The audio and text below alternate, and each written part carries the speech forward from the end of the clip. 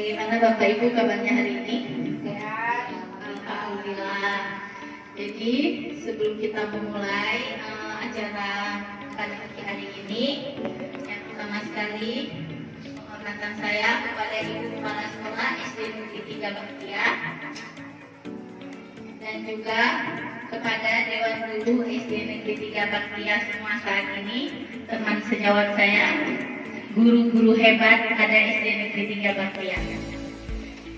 Sebelum kita memulai, mari sama-sama kita membaca Bismillah terlebih dahulu. Mari Bapak Ibu.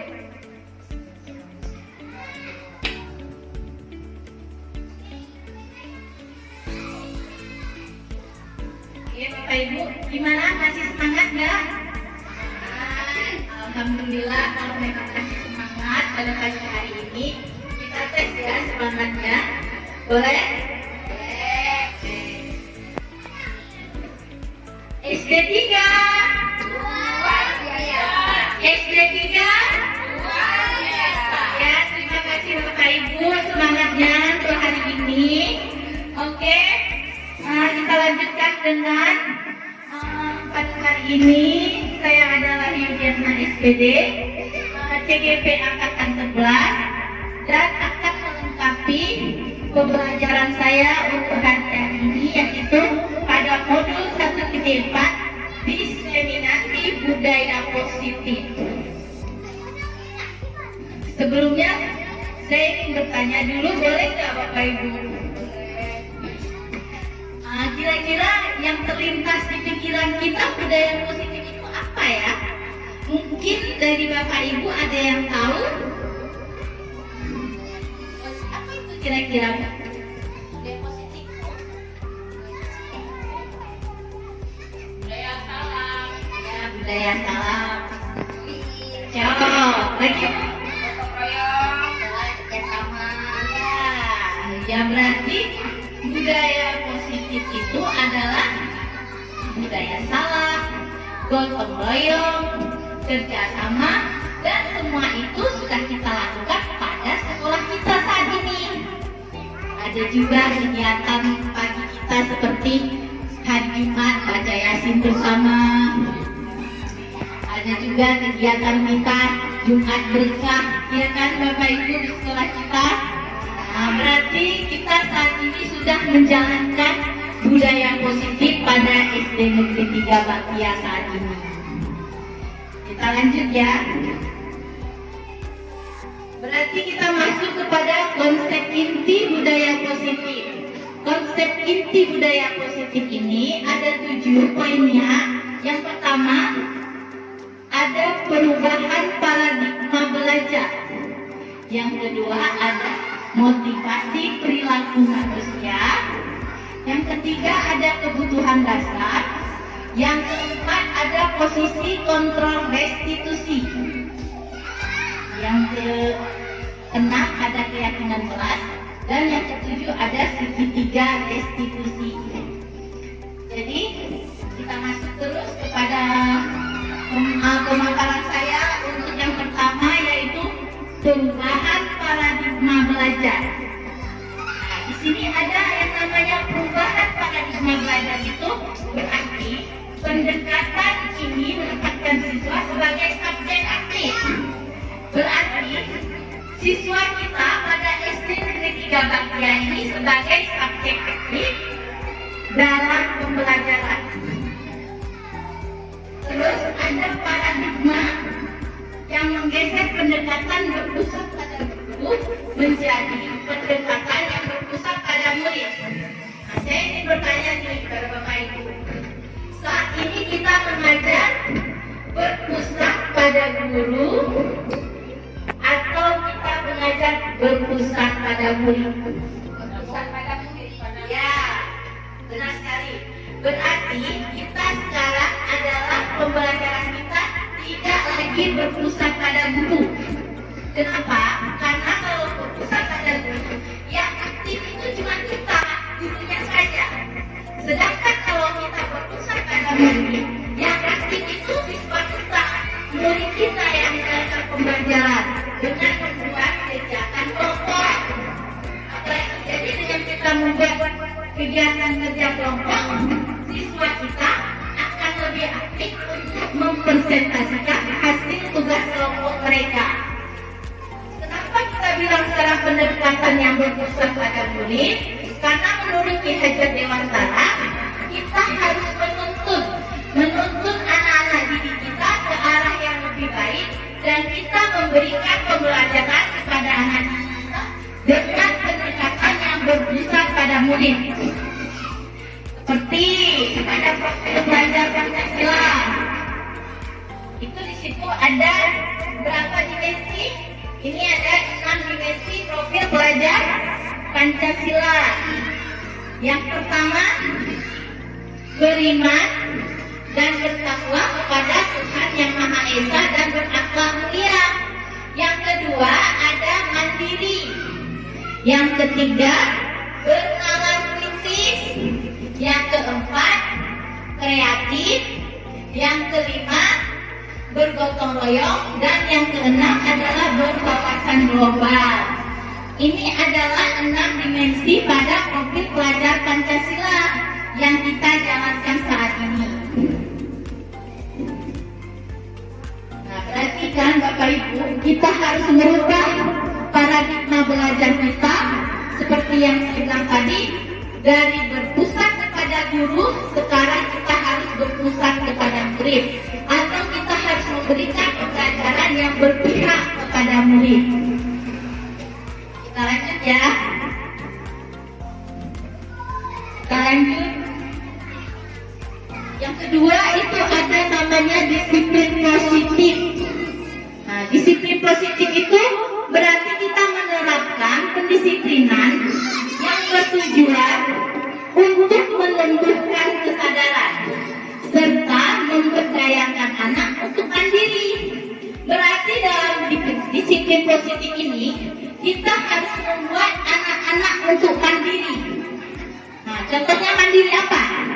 Mandiri dalam menjadi pemimpin pelajaran. Misalnya, contoh saya berikan, ketika memasuki pembelajaran di dalam kelas, kita kan menyiapkan itu. Nanti kita suruh anak kita untuk siapa yang bisa baca doa ke depan untuk hari ini. Pastikan si anak itu maju. Berarti dia sudah mempunyai sikap mandiri. Mandiri dalam diri dia untuk berani tampil di depan untuk memimpin doa kepada teman-temannya. Terus apalagi misalnya dia dalam mengikuti upacara bendera, dia bisa bawa bendera, menjadi pemimpin upacara, berarti dia sudah mandiri, sudah ada kemandirian dalam diri si anak tersebut. Itu adalah termasuk disiplin positif. Terus untuk apa kita lakukan? Supaya anak melakukan sesuatu bukan karena kita takut-takuti, tetapi dia tidak dengan hukuman juga, ataupun tidak kita misal kita harus, nak kamu harus seperti ini, nanti dikasih hadiah. Tidak seperti itu. Jadi kita harus melatih anak-anak diri kita agar tumbuh kemandiriannya dalam diri dia tanpa kita ingin-inginkan sesuatu.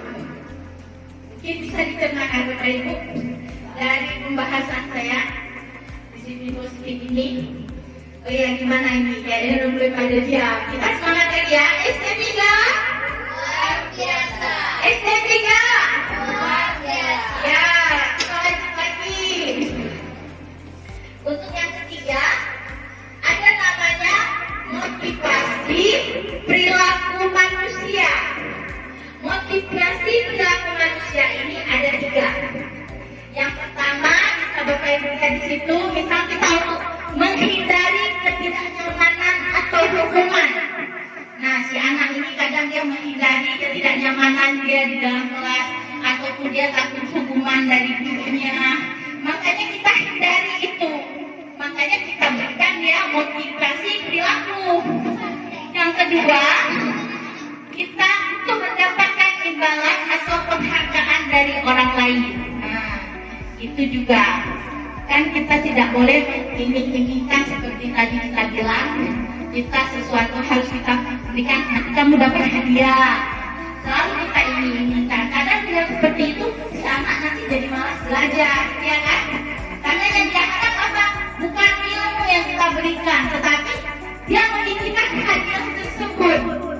hadiah apa yang Ibu berikan? Yang ketiga, untuk menjadi orang yang mereka inginkan dan menghargai diri sendiri dengan nilai-nilai yang mereka percaya. Itu adalah 3 motivasi perilaku pada manusia. Selanjutnya yang keempat ada kebutuhan dasar manusia. Nah, coba kita lihat di sini ada 5 kebutuhan dasar manusia. Yang pertama ada kebutuhan bertahan hidup. Nah, jadi kan saya ingin bertanya nih, gimana ya kebutuhan yang bertahan hidup itu bagaimana? Mungkin dari Bapak Ibu ada yang bisa sharing yang namanya kebutuhan bertahan hidup itu yang bagaimana? Soalnya gini ya Bu, kesehatan kita, ya kesehatan kita, terus rumah kita punya rumah, itu kan jadi kita kan bisa bertahan hidup. Ya, benar sekali. Dengan kita mengkonsumsi makanan yang bergizi. Ya, benar Bu. Kita benar sekali. Kita. Ya, dengan adanya lingkungan yang aman mungkin ya. Iya, benar sekali. Berarti kebutuhan bertahan hidup itu berarti tempat tinggal, ya kan? Tempat tinggal. Tempat tinggal itu membuat kenyamanan pada diri dia. Karena tempat tinggal itu kan yang pertama untuk kita supaya bertahan hidup. Makanan termasuk enggak? Kesehatan itu juga termasuk dalam kebutuhan bertahan hidup.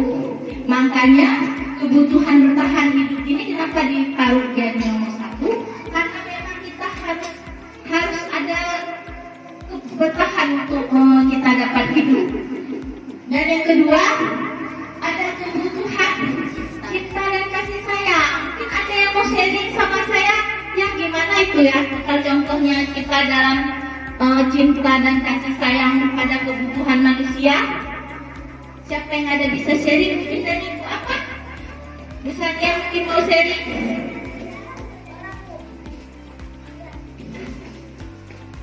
Bisa mungkin ada di sharing. Ya, kebutuhan cinta dan kasih sayang berarti kebutuhan untuk bisa diterima. Dia berarti kita, ya, kebutuhan untuk diterima dengan teman kita, orang tua kita, pasangan kita. Benar sekali. Mantap Bapak Ibu SD 3 ini bisa jawab. Berarti kan kebutuhan cinta dan kasih sayang itu kita butuh dari pasangan hidup, orang tua, dari teman ataupun sahabat. Ya kan? Itu berarti kita membutuhkan kebutuhan kasih sayang buat orang-orang terdekat kita. Di situ ada namanya kebutuhan cinta dan kasih sayang. Yang ketiga ada kebutuhan penguasa. Kebutuhan penguasa, mungkin ada yang bisa berbagi? Kebutuhan penguasa. Ya Bu, gimana Bu Sania?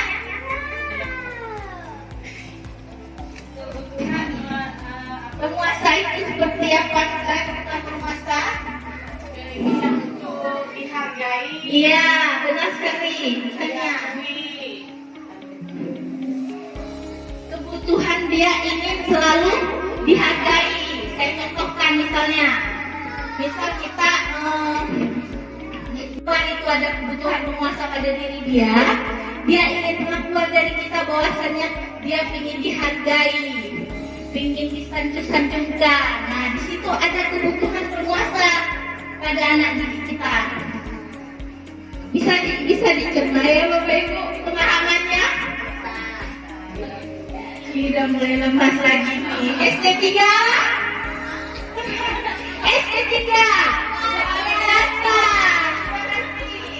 Dan yang keempat ada yang namanya kebutuhan kebebasan.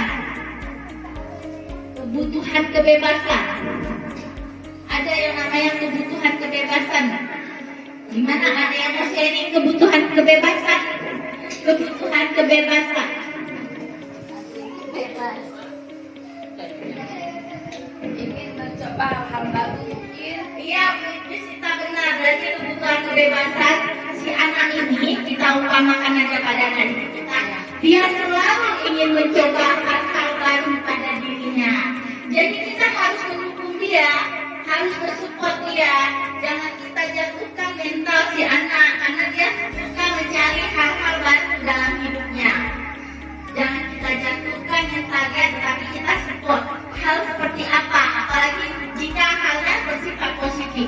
Kan kita harus support selalu anak diri kita untuk melakukan hal-hal yang positif. Dan yang terakhir ada kebutuhan kesenangan. Bermain mungkin. Kebutuhan kesenangan. Iya, misalnya si anak ini dia selalu aja ingin ada rasa senang nafas. Dia ingin main, ingin dia berkawan kemana dia suka, ya kan? Makanya dia selalu membutuhkan akan kebutuhan kesenangan dalam hidupnya. Begitu juga dengan diri kita, ya kan? Misalnya kalau dengan diri kita apa? Jalan-jalan, wisata, apa healing. Nama kerennya sekarang yang namanya tuh healing. Iya, sampai berarti untuk pemaparan kebutuhan dasar manusia ini bisa dipahami ya. Kita masuk ke yang kelima. Berarti yang kelima ini ada posisi kontrol restitusi. Yang dikatakan posisi kontrol restitusi ini adalah posisi kontrol seorang guru, di mana kita seorang guru punya posisi kontrol 5 untuk anak didik kita. Yang pertama, ada posisi kontrol bisa Bapak Ibu lihat, ada posisi kontrol penghukum. Yang kedua ada pembuat rasa bersalah. Yang ketiga ada posisi kontrol sebagai teman. Yang keempat sebagai pemantau. Yang kelima sebagai manajer. Dari 5 posisi kontrol ini, sebelum kita paparkan, ibu-ibu berada di posisi yang mana dengan anak murid? Nah, saat ini yang kita jalankan di sekolah, Bapak Ibu berada di posisi kontrol yang mana dari 5 ini? Ini posisi kontrol kita guru. Kita guru kepada anak didik kita. Sebagai apa yang sudah Ibu jalankan? Sebagai teman. Berarti benar. Saat ini posisi kontrol kita sebagai guru pasti sebagai teman. Ya kan? Kenapa sebagai teman? Kenapa sebagai teman? Menggunakan hubungan yang baik dan kuat pada murid. Ya, berarti gini, kita di dalam kelas itu, kita kan anak-anak suka dia berhumor-humor dengan gurunya, suka bercanda-canda, suka bercerita. Kadang kita menanyakan tentang dia gimana, kan pasti dia bercerita dengan gurunya. Kadang-kadang si anaknya dengan gurunya itu jujur kalau dia berbicara. Apa yang terjadi di rumahnya, apa yang dia lewati waktu dia pergi sekolah. Makanya untuk posisi kita saat ini, kita berada di posisi teman, berada di posisi teman kita untuk saat ini. Jadi kalau di posisi teman itu berarti pendekatan kita dengan murid itu kan akrab, karena dia suka bercanda, suka humoris dengan gurunya, suka bercerita dia dengan gurunya, berbagi dia. Makanya kita kan seperti teman sama dia, seperti sahabat. Tetapi di sini ada 5 posisi kontrol kita. Kalau seandainya kita berada di posisi penghukum, ini gimana ya Bapak Ibu? Posisi penghukum ini, ya gimana? Bisa menerapkan aturan sebagai mematuhi peraturan. Berarti kalau dalam penghukum, kita bisa di kelas pada anak didik kita. Kita lebih menempatkan dia kepada peraturan. Seolah-olah kita ngomong dia salah ke peraturan. Padahal sebenarnya bagus nggak kalau hukum ini kita jalankan? Sebenarnya agak ini juga. Maksudnya kita kan dengan anak tidak boleh juga terlalu menghukum. Tiba-tiba kita hakimi dia terus, kan tidak boleh. Hukum ini kita jalankan.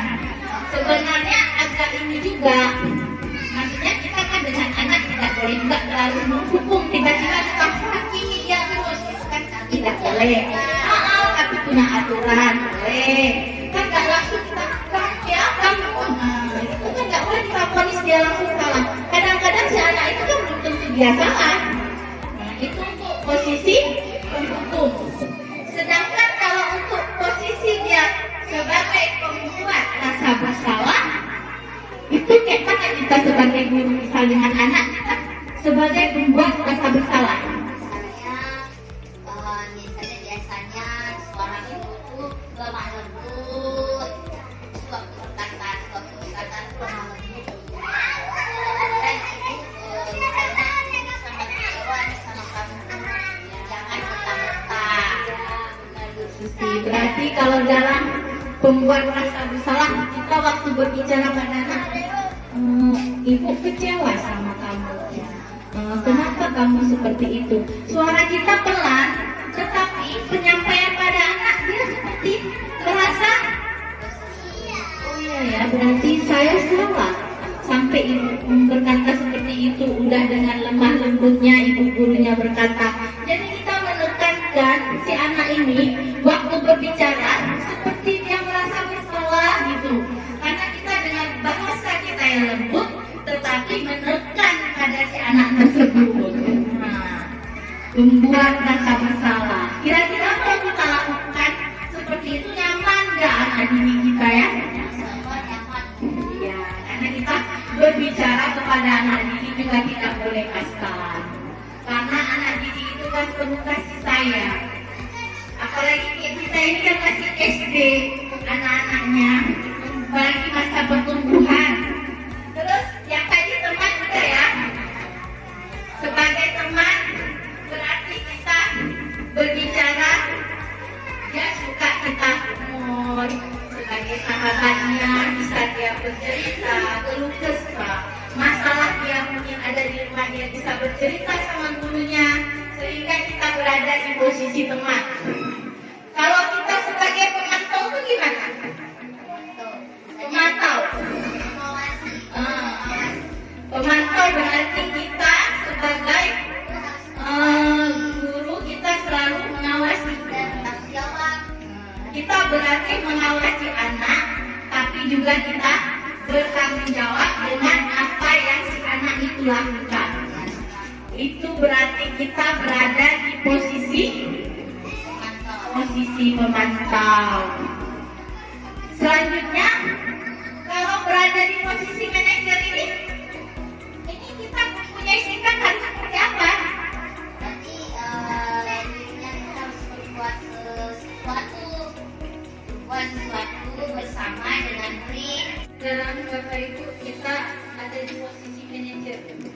Jika kita seorang guru berada di posisi manajer, bagaimana itu kira-kira, mungkin ada yang bisa berbagi pemahamannya? Manajer itu misalnya di mana guru berbuat sesuatu bersama dengan murid, misalkan murid untuk bertanggung jawab atas perilakunya. Ya, berarti manajer ini kita bersama murid itu bertanggung jawab atas perilakunya. Kita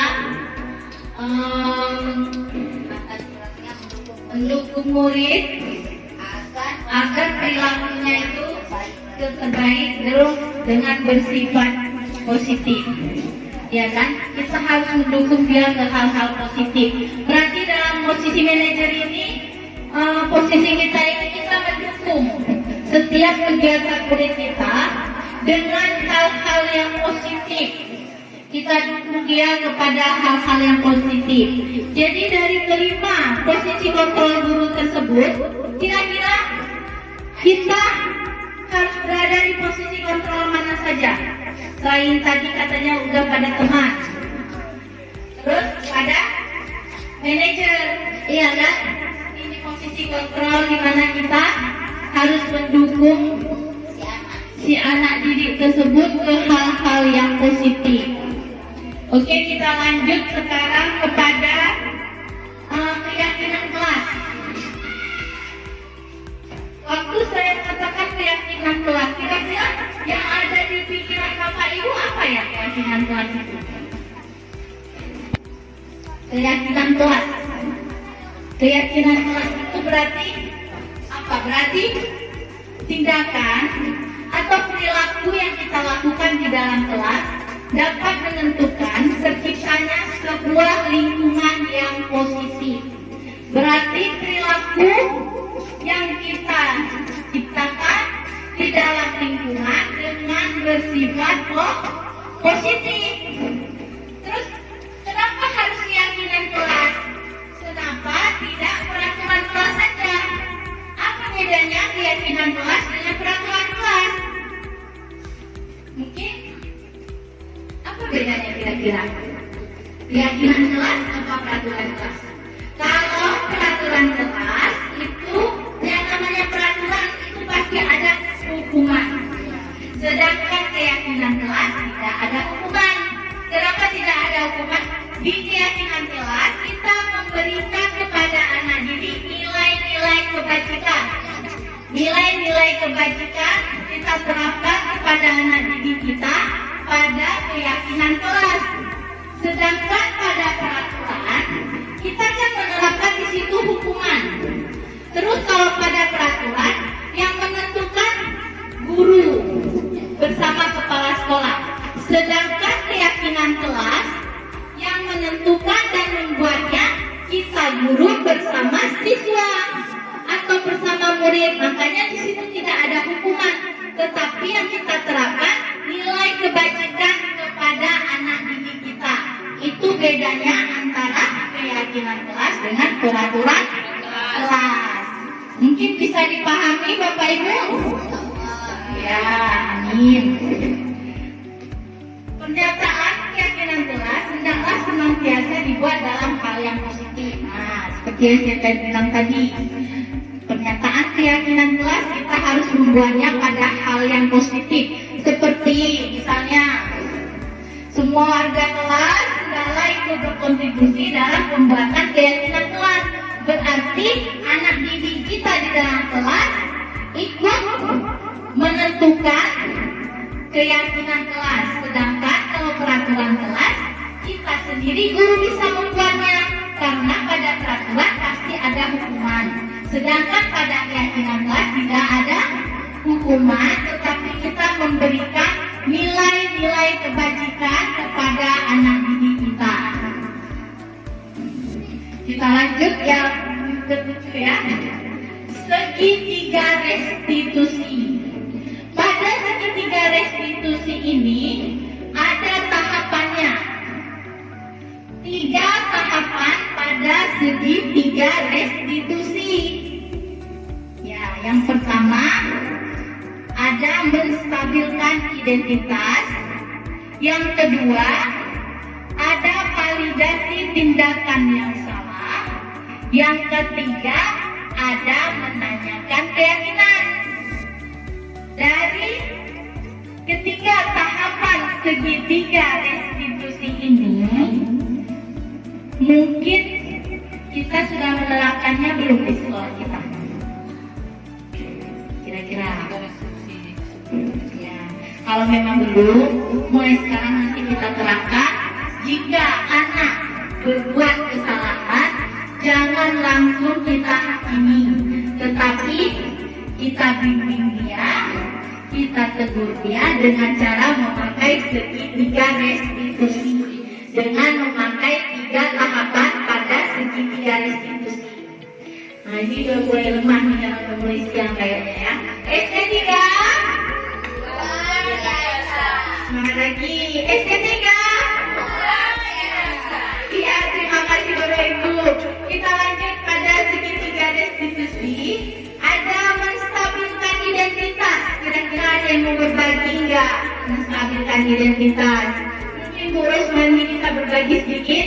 Iya Bu ya, untuk menstabilitas identitas yang pertama siswa itu mendorong siswa untuk berefleksi bahwa tindakannya salah. Ya, berarti dalam menstabilkan identitas kita mendorong siswa untuk mengarahkan dia bahwa tindakan yang dia lakukan itu adalah salah. Jadi tidak ada hukuman di situ, ya kan? Tetapi nilai kebajikan yang kita berikan pada anak didik dorong dia, kita katakan kepada dia bahwa ini tindakan kamu salah. Kenapa? Kita arahkan dia pada nilai-nilai kebajikan. Terus yang kedua ada validasi tindakan. Validasi tindakan yang salah. Validasi tindakan yang salah, mungkin ada yang bisa berbagi sedikit. Ya Bu, Gimana? validasi tindakan yang salah, upaya untuk membantu siswa mengidentifikasi kebutuhan dasar yang mendasari mereka melakukan kesalahannya. Nah, berarti di situ kita berupaya untuk membuat siswa kita untuk mengidentifikasi kebutuhan dasar yang mendasari mereka kalau mereka melakukan kesalahan. Bukan juga hukuman yang kita berikan, kita arahkan juga dia pada nilai kebajikan. Pada nilai kebajikan kita arahkan anak didik kita supaya mereka. Nah, yang ketiga, menanyakan keyakinan. Nah, bagaimana cara kita menanyakan keyakinan pada anak didik kita? Pada segitiga restitusi. Mengajak siswa menemukan cara untuk berperilaku lebih baik dan tidak melanggar tata tertib sekolah. Berarti pada menanyakan keyakinan ini kita tidak memberikan hukuman juga pada anak didik kita, tetapi kita bilang apa yang sudah kamu langgar, keyakinan kelas apa yang sudah kamu langgar. Kita tanya pada anak didik kita seperti itu. Keyakinan kelas apa yang sudah kamu langgar? Jika misal ada kasus nih, anak-anak terlambat sekolah, terus kita panggil dia, si anak tadi terlambat sekolah, kita tanyakan pada si anak kita tadi, si anak diri tadi, keyakinan apa nak yang sudah kamu langgar? Oh Bu, saya melanggar kedisiplinan karena sering datang terlambat sekolah. Kenapa kamu sering terlambat sekolah? Kita menanyakan kembali kepada anak itu dengan tidak memberikan hukuman dan ancaman kepada si anak. Pasti dia akan bercerita dan berterus terang kepada gurunya. Dan kita arahkan si anak tersebut untuk dapat merubah perilaku dia yang melanggar kedisiplinan tadi, dengan kedepannya dia tidak boleh lagi datang terlambat sekolah. Ya, dari ketiga tahapan segitiga restitusi ini, untuk pemaparan saya mungkin udah bisa dipahami Bapak Ibu. Dari menstabilkan identitas, menanyakan keyakinan, validasi tindakan, dan juga menanyakan keyakinan. Ya, ini adalah pemaparan saya untuk diseminasi budaya positif pada SD Negeri 3 Baktia. Ada 7 tadi, mungkin dari ke-7 poin tersebut mungkin ada yang masih Ibu Bapak Ibu tanyakan kepada saya tentang yang mana, tentang poin yang mana. Mungkin ada yang belum dimengerti, ada yang masih gimana ya? Silakan mungkin. Ya, terima kasih Bu ya, dapat berikan pertanyaan. Bagaimana cara kita menerapkan budaya positif di sekolah dan di kelas? Budaya positif, ya. Budaya positif tadi, bagaimana cara kita menerapkannya? Yang namanya budaya positif tadi ada disiplin, sopan santun, kejujuran, apalagi budaya salah, gotong royong. Itu adalah contoh-contoh budaya positif yang memang sudah kita terapkan di sekolah kita, ya kan? Nah, jadi bagaimana cara kita? Jadi budaya positif yang sudah ada itu harus selalu kita terapkan supaya anak-anak selalu terbiasa dengan budaya tersebut. Jangan sampai jika budaya salah kita di sekolah masuk, begitu jumpa gurunya di pintu gerbang kasih salam. Jadi kalau udah kita jaga, budaya itu tidak akan hilang pada anak didik kita karena kita selalu mengarahkannya.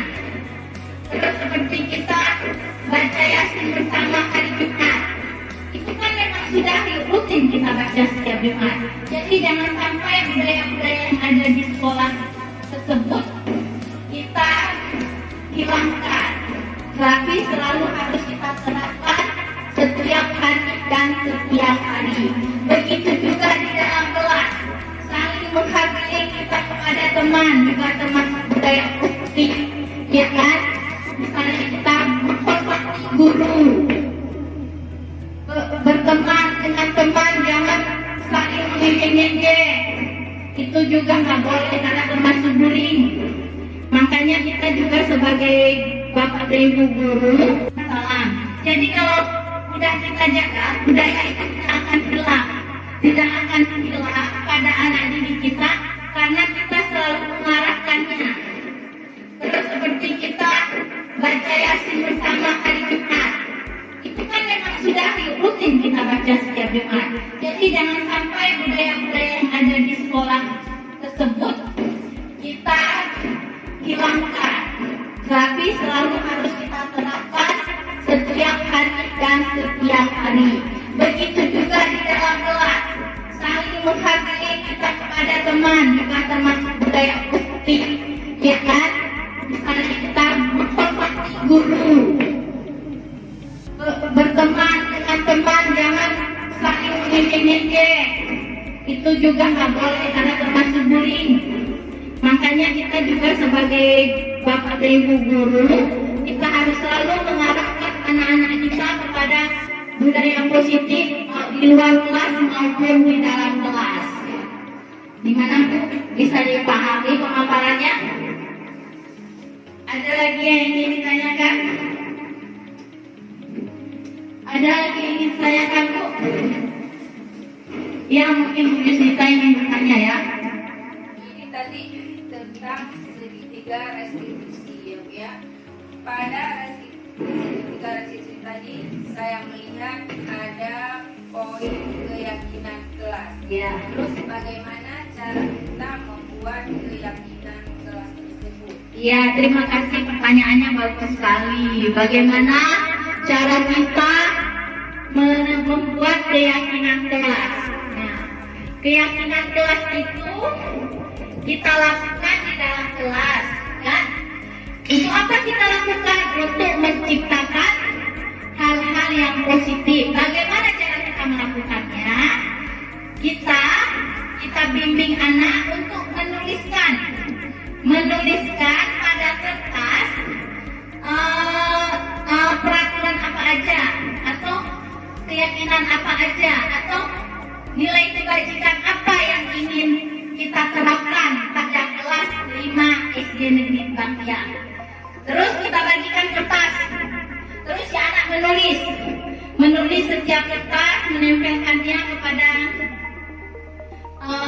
papan tulis atau memberikan kertasnya kepada kita. Kita pilih dari tulisan anak-anak didik kita itu akan dapat nilai-nilai kebajikan yang mereka tulis. Misalnya nanti mereka tulis kejujuran, sopan santun, disiplin. Habis itu udah ada misalnya 5 nilai kebajikan yang kita pilih dari pendapat anak-anak kita. Kelima itu kita ambil, kita jadikan keyakinan kelas, dan keyakinan kelas itu kita bilang pada anak didik kita, ini kita membuat keyakinan kelas secara bersama-sama. Setelah itu nilai yang sudah kita buat ini harus kita pertanggungjawabkan pada diri anak didik kita masing-masing, karena nilai keyakinan kelas itu kan kita ciptakan bersama, berarti si anak ini harus mempunyai rasa tanggung jawab dalam menciptakan nilai-nilai kebajikan pada keyakinan kelas tersebut. Begitu Bu Yusita. Mungkin pemaparan saya bisa dimengerti, dan kedepannya kita pada SD Negeri 3 Baktiar ini harus membuat pimpinan kelas dari kelas 1 sampai dengan kelas 6 supaya anak didik kita akan terbiasa dengan nilai-nilai kebajikan yang kita terapkan di dalam kelas. Seperti itu liburannya. Gimana Bapak Ibu? Ya? Demikianlah pemaparan dari diseminasi budaya positif pada modul 1.4 tugas saya sebagai CGP Angkatan 11. Demikianlah, mungkin lebih dan kurang saya mohon maaf. Saya akhiri dengan Assalamualaikum warahmatullahi wabarakatuh. Waalaikumsalam warahmatullahi wabarakatuh. Ya, terima kasih Bapak Ibu. Semangat! Terima kasih.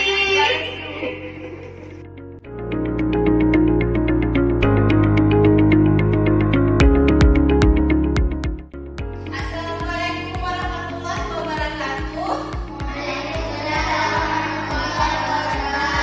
Apa kabarnya anak-anak ini pagi hari ini? Baik. Alhamdulillah sehat semua. Alhamdulillah. Jadi hari ini kita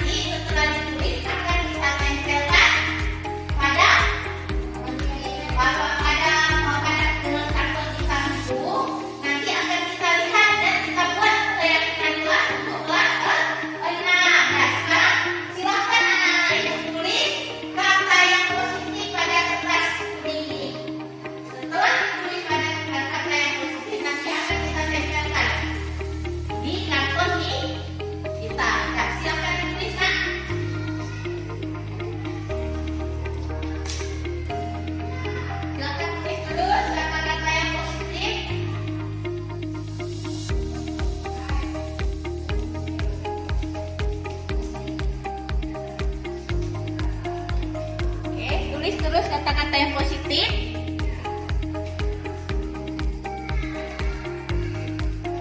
Silahkan tulis kata positif.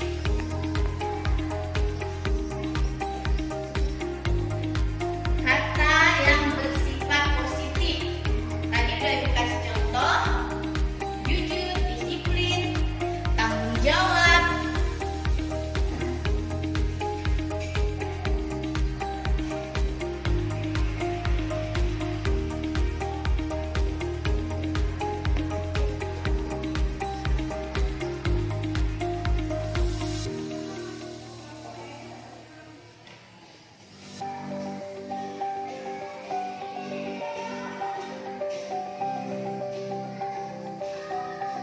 Udah siap ditulis semua? Nah, kalau sudah siap, silakan ditempel. Silakan ditempel satu-satu depan. Silakan ditempel pada karton. Tempel di mana saja yang suka. Silakan. Yang sudah duduk. Ya, yang sudah duduk. Makasih, silakan ditempel di mana yang suka. Ayo terus rambut yang sudah siap, silakan ditempel.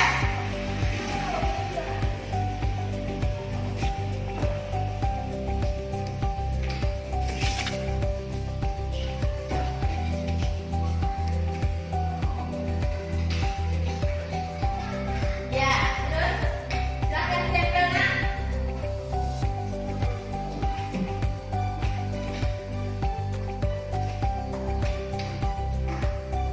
Silakan ditempel terus. Oke.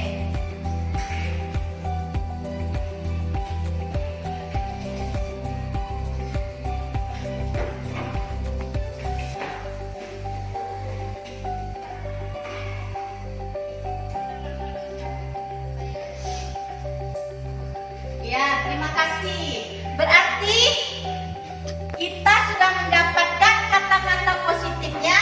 Ada sopan santun, jujur, salam, kerjasama, kebersihan, disiplin, saling menghormati, saling menghargai, dan tepat waktu. Berarti ini adalah kata-kata keyakinan kelas kita yang sudah kita buat bersama atau yang sudah kita sepakati bersama. Jadi setuju untuk menyepakati keyakinan kelas yang anak-anak ini buat hari ini. Berarti di sini ini kata-kata semua dari anak ibu. Berarti anak-anak ibu yang membuat kata-kata ini dan kata-kata ini harus ada dalam diri anak-anak ibu masing-masing. Jadi ini adalah kata-kata positif yang anak-anak ibu buat untuk dalam keyakinan kelas kita. Ya kan, jadi kata-kata ini, keyakinan kelas ini harus kita jalani setiap hari sesuai dengan tanggung jawab pada diri anak-anak ibu masing-masing. Setuju? Setuju. Kalau memang setuju, keyakinan kelas hari ini ada berapa? 9, 1, 2, 3, 4, 6, 7, 8, 9 ini bisa kita ambil semua. Tetapi ibu mau kalian membuat perjanjian dengan menandatangani kertas untuk membuat keyakinan kelas. Jadi anak ibu nanti membuat nama dan menandatangani.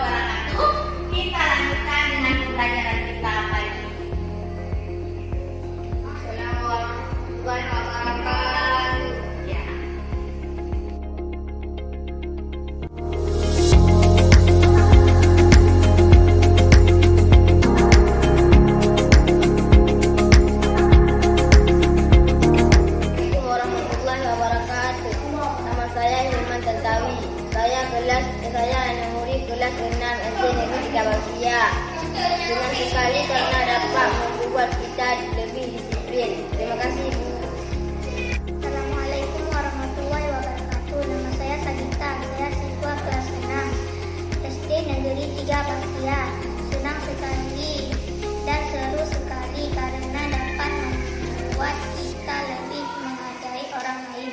Terima kasih.